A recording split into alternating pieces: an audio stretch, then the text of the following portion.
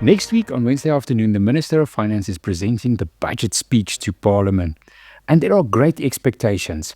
At the start of the year, economists, commentators, everyone was quite positive about South Africa's economic growth prospects for this year. So talking anything between 1.6 and 2% growth, and with even the Reserve Bank governor saying he expects closer to 2 than to 1.6. The Treasury predicted 1.8%. Then all these international uncertainties happen.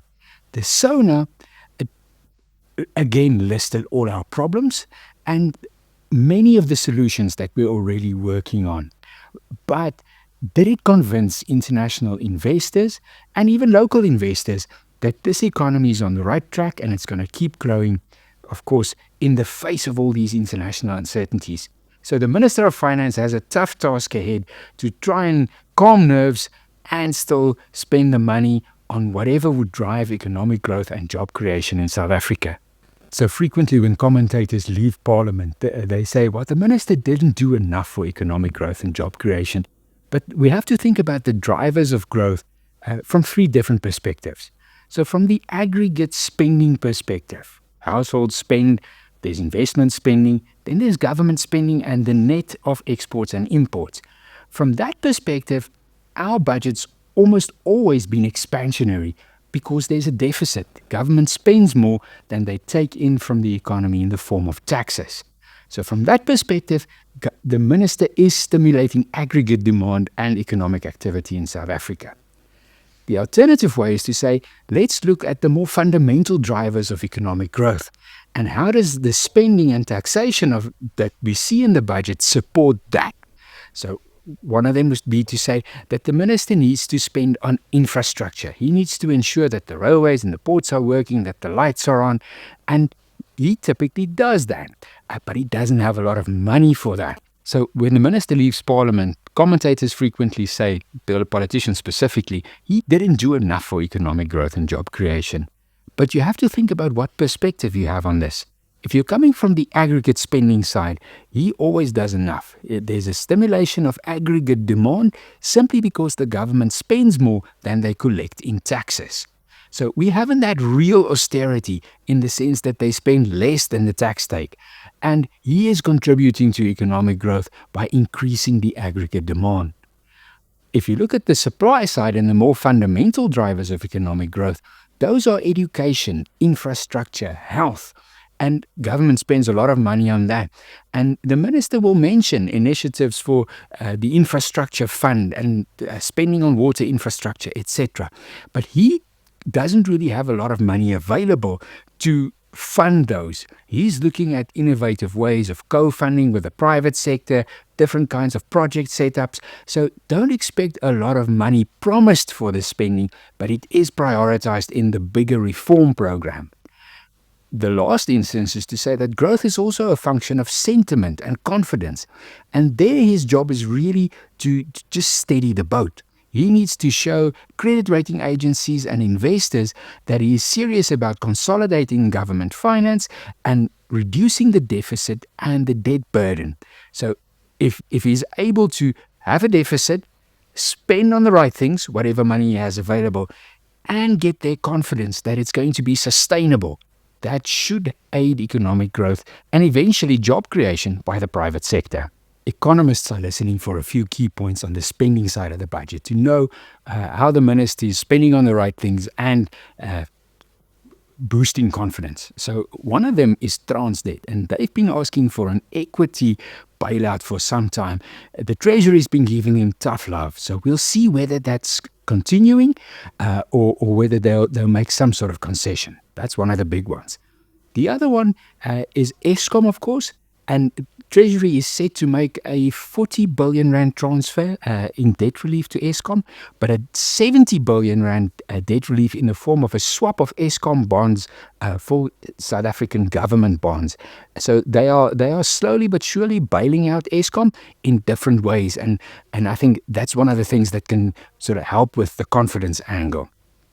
Added on to that, there are big questions about whether the COVID Social Relief of Distress, the SRD grant, the 370 rand, whether that's going to morph in some kind of basic income grant.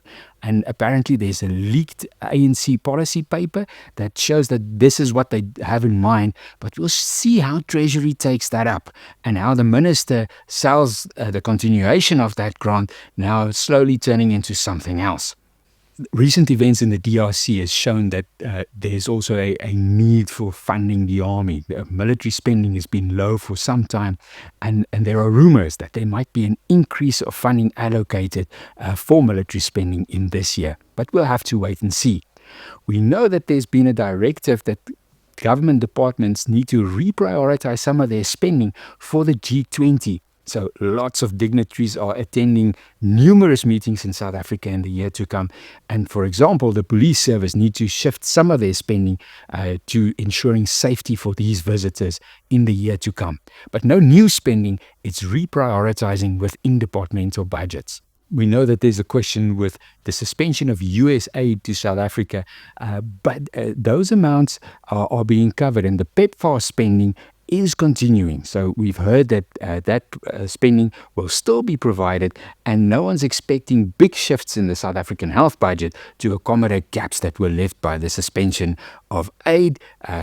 The bulk of the aid that we used to get, we're still going to get under the PEPFAR program. One of the major concerns for the sustainability of the fiscal position is always the public sector wage bill.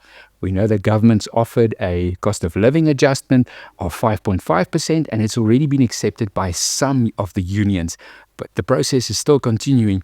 This is higher than the minister mentioned in the mini budget, so it would be wise for him to adjust some of the increases that he's budgeting for in the main budget, seeing as though there's already some agreement around 5.5%.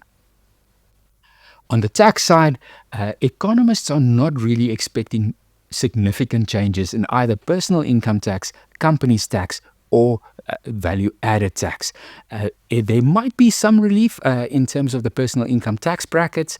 We know that these were left unchanged last year, but the minister can hardly afford giving too much relief. So we could see something very similar to last year, where there wasn't any significant tax relief. Excise taxes are a flashpoint, though.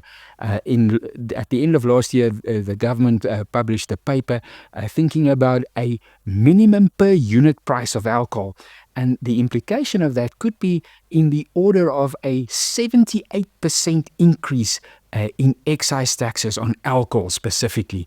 There's been submissions by the wine industry, the beer industry, lots of opposition saying this will really push up prices too high and start fueling other illegitimate markets. We'll see whether they go that route or whether they decide to implement gradually. But that's something that's on the table. Finally, there's a tax windfall from the two-pot system. Initially, the minister budgeted 5 billion rand as the tax take from people using their savings pot. In the end, this was closer to somewhere between 11 and 12 billion rand. So there's some extra income for government that will help to balance the books. Finally, there's the question of big policy announcements. And the big ones out there are the fiscal rule and the inflation target. We've already seen that the cabinet has voted against the fiscal rule, so we don't expect any news about the fiscal rule in this budget speech. There's been a lot of speculation about changing the inflation target, but again, the prediction is that they are not going to change it in this budget cycle. So, lots of interesting things to look forward to in next week's budget speech. Tune in, listen to the minister, and I'll be sure to provide some commentary afterwards in the next episode of Economics Weekly.